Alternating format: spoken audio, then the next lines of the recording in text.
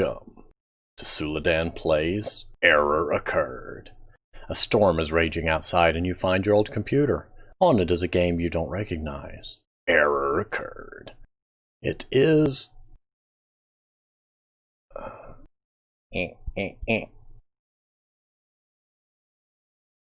Welcome to Suladan Plays Error Occurred. A storm is raging outside and you found your old computer. On it is a game you don't recognize. Error occurred. This is a game on itch.io. There's a link in the description as per usual, and it is made by BBA Game Studios. Let us go ahead and hit play and see what madness lies within. Oh wow. I feel ominously tall. Also a little intrigued by the fact that when I let go of the mouse, like there's a drift. I don't mean it in the wrong... Okay, don't hit escape. Escape just gives you your mouse cursor, but doesn't pause it. It's interesting that there's a drift when you let go of the mouse, like you keep gliding, like your look glides. It feels a little surreal, and I'm concerned that that might give some people motion sickness for the fact that, you know, when you look, you stop. I mean, yes, there is a little bit of a head shake when you stop, but if you try simulating that in a game, you will get a lot of complaint. There's a lot of people out there that get motion sickness from such things or find it distasteful or immersion breaking. It's one reason that you have a lot of movies that try to do the handheld camera approach where the camera's doing this through half the movie and it just annoys people. Some people like it. Yes, it's experimental. Not my thing. Not saying this is a problem, just mentioning it as related to a similar theme. I think it adds an interesting fluidity to the movement, in that when I move my mouse in an arc, like the mouse look actually moves in that arc instead of it being more of a jittery motion, so it does have a lot of smoothing action to it.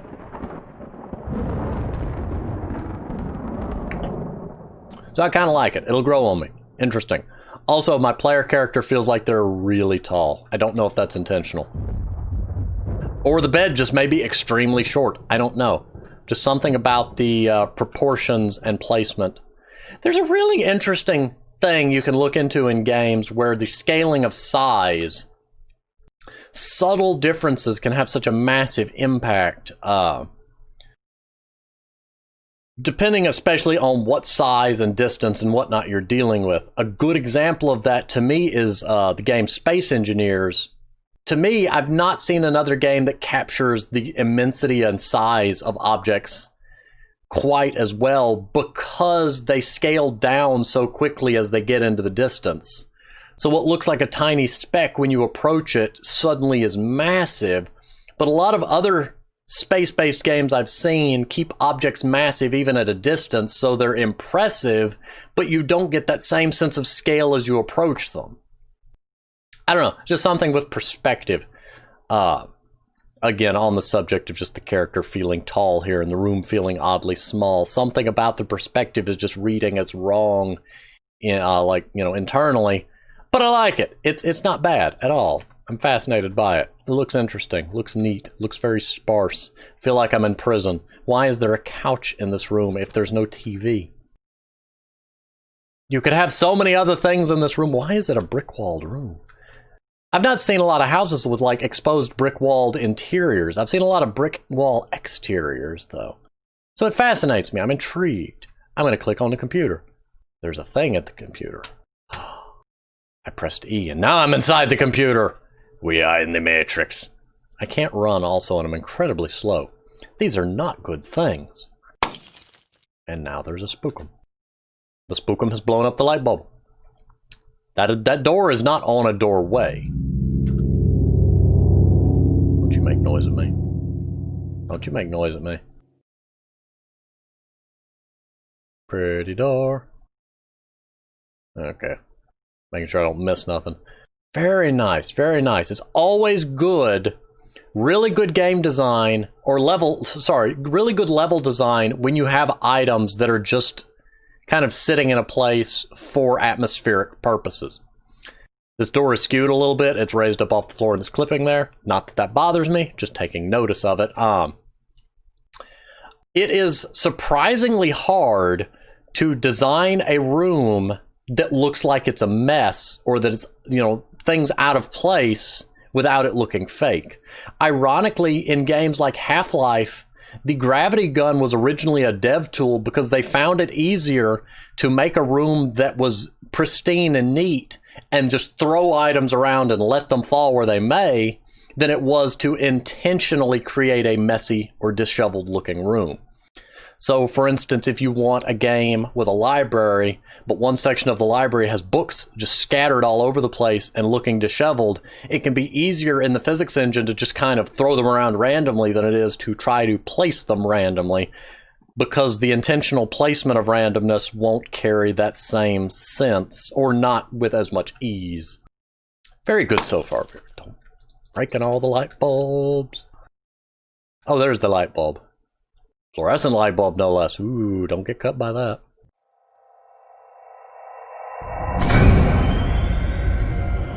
Oh, don't do that.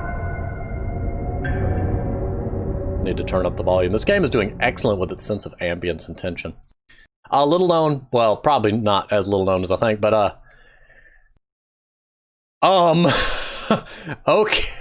Game dev, I found a problem. Do that.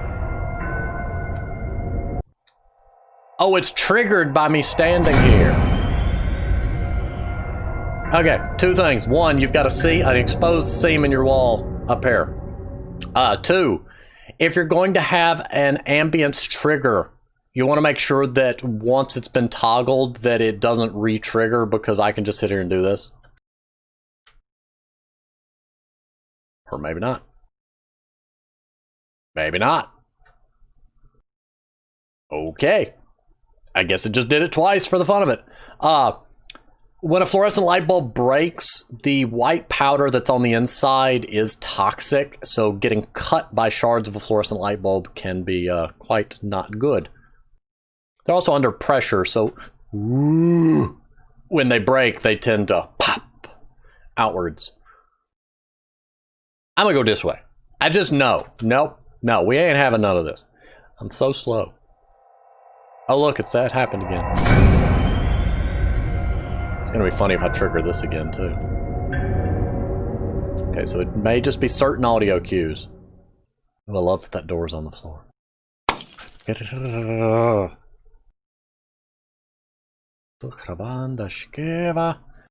I would probably recommend having a few more items littered about, because certain parts of the hallway just look really... like even some posters on the wall. It just feels very bare bones. But you're really doing good with ambience. Something in there. I would love the ability to sprint, but I have a feeling that the reason that I don't have the ability to sprint is because the game wants me to see certain things at certain times, and the ability for the game to know 100% for sure what my move speed is helps with the timing of things. But I do keep hitting the shift key because I'm trying to sprint, or crouch, or jump. So, you know, just a thing. Don't you be behind me.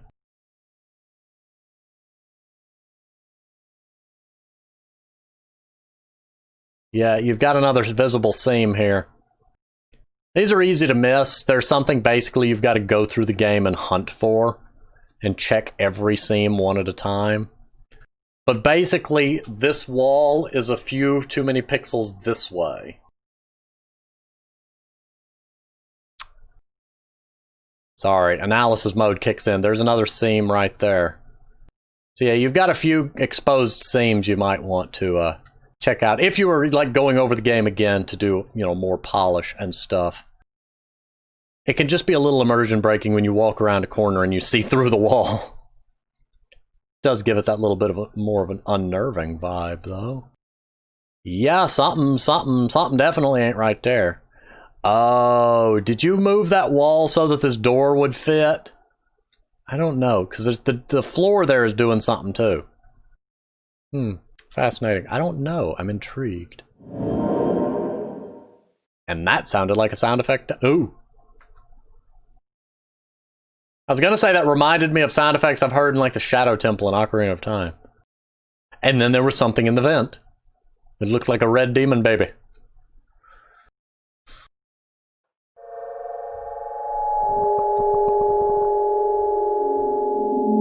I know I've heard that sound effect. It's a very nice sound effect. I think it's a what's the name of that instrument? It's not hydrocrystallophone. That is a thing, but that is a different thing. Hydrocrystallophone is basically if you know the old thing where you get glass cups and put water in them and run your finger around them, it's kind of like that, but a series of cups of different sizes with water running down through them so you can, use your fingers on it like a piano. Very interesting instrument, used in a lot of horror things. There's also a lot of rumors that hearing it will drive you mad because it has this weird ethereal tone that made a lot of people uncomfortable. There's a lot of very fascinating horror movie, actual instruments designed strictly. That one wasn't designed for that purpose, but the one I'm trying to think of that I don't remember the name of actually is. It's this little water pan with different length metal rods coming up from it and a thing you hold, and you can make all sorts of different sounds by tapping it in different ways and running your fingers across the metal. You can also make all sorts of fascinating sounds by taking different metal objects and rubbing dry ice against them. Wear gloves. Dry ice will burn you. You basically get freezer burnt by touching it, frostbite. But running it across different shapes, sizes, thicknesses, and patterns of metal, because the metal contracts and then starts to expand again, will make all sorts of different creaking sounds. I know that because they used a lot of that in the Dark Star Thresh soundtrack for League of Legends, because they really wanted to capture a lot of spooky sounds. Why has this game set me on such an analytical spiral of despair? I mean, it's not despair, but it's probably boring and crazy to listen to. Was that an earthquake? Nope, that's me trying to climb through. Okay, let's not do that. Oh, look, another computer. Beep so loud. Ooh, that ain't a good sign. Blue screen. I want to zoom in and see what that said. I can't read that. It's so tiny. I need to crouch. I need to Oh, I'm back in bed. Well, apparently I had night terrors and flipped the couch. I've heard of flipping the table, but I flipped the couch.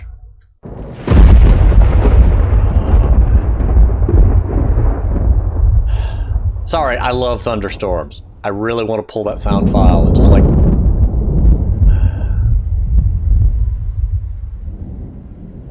love it. No signal. Excuse you?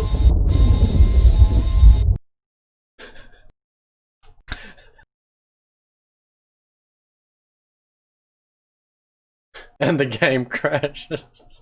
I kind of want to scan that QR code and see if it does anything. Bravo. I don't have a clue what happened. I don't understand the game the slightest. Game dev, you have a very good grasp of ambience and atmospheric sounds. You've got a few exposed seams. I would probably recommend adding some more items to the areas. Just decor.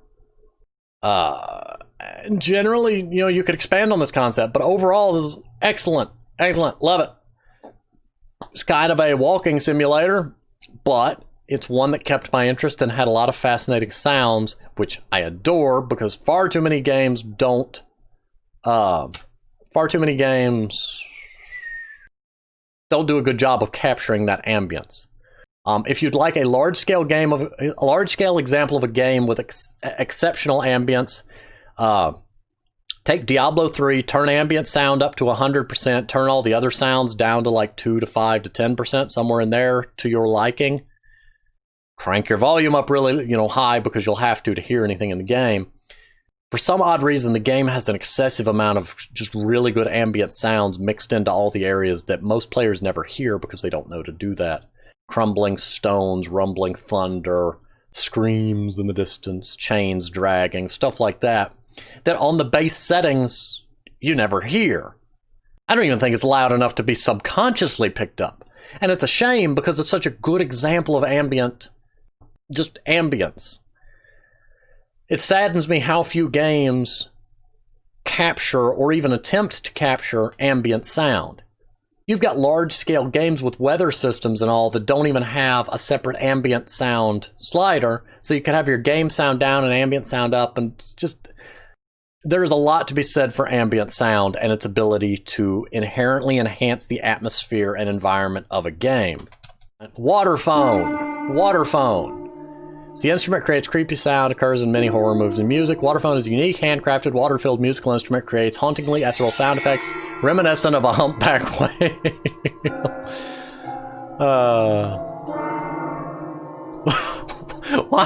Why a humpback whale? Why specifically a humpback whale?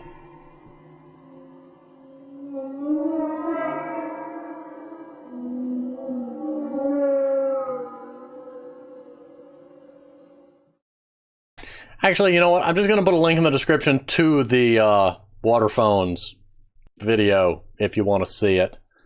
I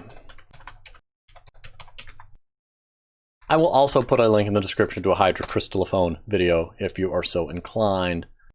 Also known as a glass harmonica. I always forget that they're also called glass harmonicas. But yeah, basically, there's a lot of ambience. A lot of games underestimate ambience. This game did a good job with its ambient sounds. Love the thunder and all. The sound balance was very good. The things that needed to be loud were loud, and the things that needed to be quiet were quiet. But as more of a walking simulator than anything, that's pretty much all it had going for it. And the story it told is a little... vague? I'm a little puzzled by exactly what's going on there. But again, I loved the game. It is on itch.io. There's a link in the description. There's also a link in the description to a glass harmonica video, hydrocrystallophone, as well as a video for a waterphone, which is the horror movie one that I mentioned. But in any case, I'm going to go ahead and pause here. Thank you for watching, and I will see you on the next game.